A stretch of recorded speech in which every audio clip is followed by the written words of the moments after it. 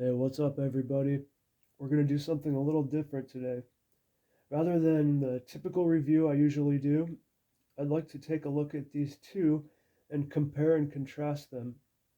Soul of an Octopus, a surprising exploration into the wonder of consciousness by naturalist Sy Montgomery, and Other Minds, The Octopus, the Sea, and the Deep Origins of Consciousness by philosopher Peter Godfrey-Smith. Looking at the titles and the subtitles, I'd assume they're pretty similar, but these two books have less in common than one would assume, going off of just the information you get from the covers. I mean, one looks like it could be the sequel to the other, and the titles are both quite deep. I'm not really super into octopuses per se, but I was sold on the subtitles for these books. So, a little background on my experience with these. I read Soul of an Octopus a couple months ago, and I just finished Other Minds. I was doing some online shopping and I bought An Immense World: How Animal Senses Reveal Hidden Realms Around Us by Ed Yong, and Amazon listed Soul of an Octopus as a similar kind of book. So, yeah, I got that just out of the subtitle alone sold me on that. A surprising exploration into the wonder of consciousness. That sounds right up my alley. I heard a lot in the last couple of years about how we were learning that octopuses were very intelligent, so yeah, I definitely wanted to read that. And the other one, Other Minds, I bought that after reading and being disappointed by Soul of an Octopus. Now, I'm not saying Soul of an Octopus was a bad book.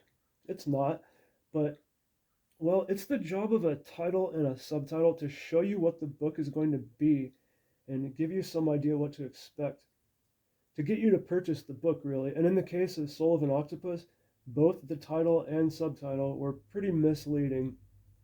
I'm getting a little ahead of myself. Why don't we start with the comparison and contrast?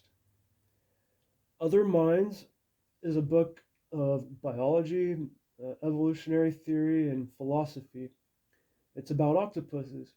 It's about their behavior, their lifestyles, and their anatomy. It's about what we know about them and what we don't know about them, but not for the sake of octopuses, for the sake of asking questions like, what does it mean to perceive? What is it like to be an octopus, or a cuttlefish, or a bat? What properties emerge from different nervous systems? In this book, octopuses are a vehicle for the philosophy of the natural world. This book could have been about any animal. It's just that the author is a diver and he likes octopuses. The language in this book is pretty dry. It's like attending a lecture. If that's your thing, great, you'll love it. I enjoyed it, but I found my mind wandering a few times.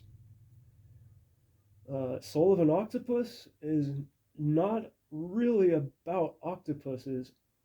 It's about this lady who really loves octopuses.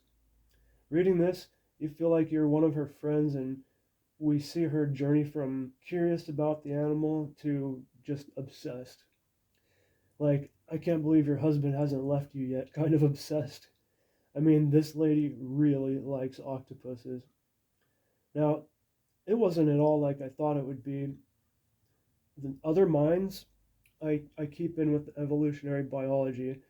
Soul of an Octopus, I keep that in with the biography slash memoir shelf because that's what it is. It's not a biology book, it's a memoir. Uh, it's not about science, it's about a woman named Sy Montgomery. Other Minds is not about the author at all. Now, both books do give us basic information about octopuses, like that they use chromatophores and other cells to change their colors.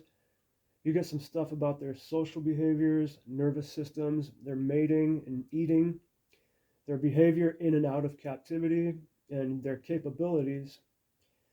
A lot of the things I learned were in both books, like that octopuses are smart enough to take two halves of coconut shells and encase themselves inside, or they will single out an individual which they can identify and remember and spray them with water when they walk by.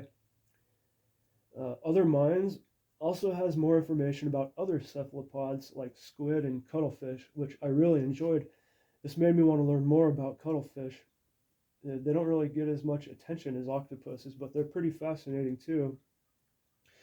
Soul of an Octopus had a couple of problems in it for me. Like, in the beginning, she states that it is very bad for animal scientists to anthropomorphize their subjects of their work. Well, so far so good. And then she goes on to do just that several times throughout the book. And it had some stuff sprinkled in throughout the book that was like, what? Why did she put that in there? Just awkwardly inserted passages about different religious views and stuff. It felt like it felt like she was learning that her scientific education was invalidating the stuff she learned in Sunday school, and she was struggling and mourning the loss of her faith. That's the idea I got reading these out of place religious statements. And then out of the blue, she'll say she felt like praying, so she prayed for the soul of every octopus. Yeah, that kind of thing doesn't do anything for me. One really good thing I'll say about this book is that something about the way she writes I really enjoyed. I read the whole thing even though it wasn't what I was looking for. Another thing she did was, so I'm not a person who would really ever want to go scuba diving. That's not my kind of thing. But the way she writes about it made me want to be down there with her on those dives. It put a lot of really neat mental imagery in my mind as I was reading. So well done with that. One more thing I didn't like about Soul of an Octopus, there was this section about this aquarium where they're getting these two octopuses to mate. And now this is the aquarium, not Sy Montgomery, but the way they handled that I found pretty cringy and disrespectful to nature. Again, they absolutely anthropomorphized the situation. These two octopuses were mating, so they decorated the aquarium and played soft R&B like Barry White. That made me feel pretty embarrassed for humanity. Like, come on, man, the wonder and magic of nature and genetic replication is much more grand and awesome for it to be looked at in such a cheesy way. But that's just me. I'm sure a lot of people found it touching. Other Minds, it did get a little bit, I don't want to say boring, but man, it was so dry. Not the whole thing. I mean, and I did like it, but I had to really pay attention to what I was listening to. Some of it got pretty deep. They talk a lot about the post-Cambrian explosion and a lot of speculations on evolution of nervous systems, which was kind of cool, but it was a lot of speculation. This book had a lot of, well, perhaps this is the case, and it could be argued that, and it would make sense for it to have happened like this. You know, that kind of thing is hard to keep me super interested, but I was for the most part.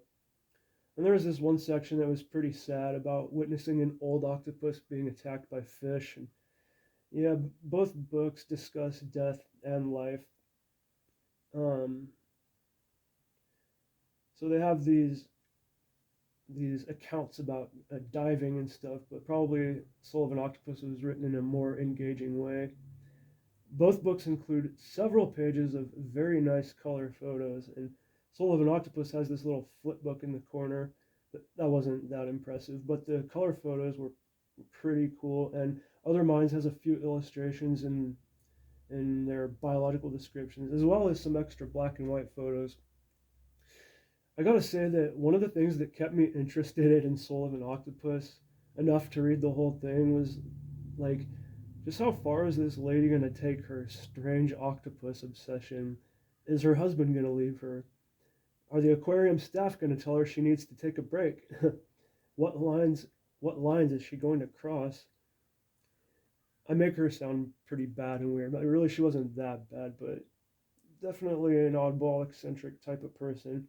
In the end, I did enjoy both of them for very different reasons. Though I probably won't be seeking out any more work by either author, but you know, they were pretty good. Soul of an Octopus appealed to my more childlike nature and childlike wonder, and it was a lot of fun to read, while Other Minds appealed to my more student nature. Just like it felt like I was sitting in a lecture, which I like, and I'm glad to have read them both. If I had to say which one I thought was better, I suppose it would be Other Minds. The Soul of an Octopus just had a little too much weird stuff in it. Well, that is going to do it for now. Thank you for watching this comparison contrast. If you're interested in octopuses and you just want to learn more about them and their world, either of these might be a good pick. It just depends on your mood and your tastes.